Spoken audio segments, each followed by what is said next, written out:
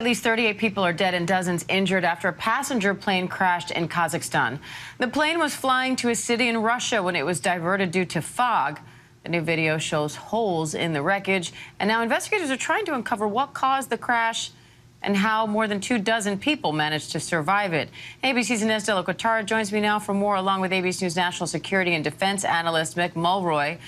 Inez, what's the latest on this investigation and this new footage now that we're seeing?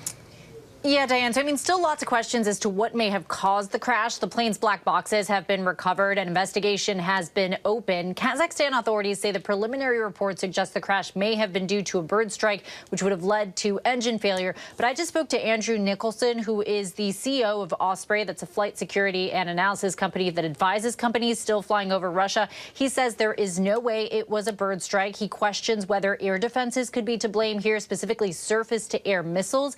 He says his company believes there was drone activity in the region at the same time the plane crashed. We are working to confirm that. We do know that Russia in recent days had defended that area from Ukrainian drone attacks. And when asked whether the plane may have been fired upon by air defenses this morning, Kremlin spokesman Dmitry Peskov told reporters it would be wrong to speculate before the investigation is complete.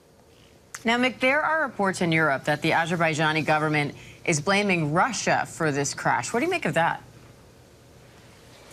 Well, Diane, exactly. We need to wait for the actual investigation to see the whole determination of what it is. But it is clear from the pictures that you just showed that it does look consistent with a strike from a missile from the Panzer S, which is a Russian air defense system. It is inconsistent by most experts with a bird strike. And obviously, we have seen aerial combat in this region. So if you factor those two together, I think the investigation will likely look to that as the cause, but they need to do a full and impartial investigation to really determine what happened here. What happens if, and again, big if, but what happens if it is determined that Russia had anything to do with this? Well, obviously, if Russia did shoot at this aircraft, they have the evidence that they did it. So if they're concealing this and it becomes the investigation determines that it was a strike from a Panzer S, then they're obviously complicit, not only in doing it, but in the cover-up that they did it. And I think that could have some consequences.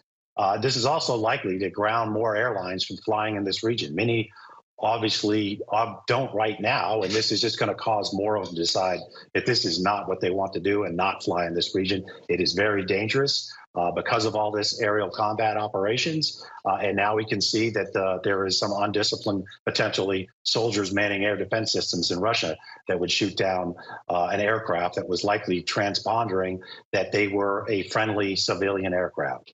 And Inez, one of the remarkable things about this crash is actually how many people survived it. What more are you learning about that and how they're doing now? Yeah, I mean, really remarkable. There were more than 24 survivors here. Some were pulled from the wreckage. Some appeared to just walk away from the site of the wreckage. So there were 67 people on board. 38, including both pilots, were killed, but 29 people did survive and were hospitalized, including 2 children. We know some of those survivors are in critical condition. We're waiting for more information as to, whether there's any update with regards to their health. And a nationwide day of mourning today was declared in Azerbaijan for the plane's victims. All right, Inez de la Quatara, Mick Mulroy, thank you both.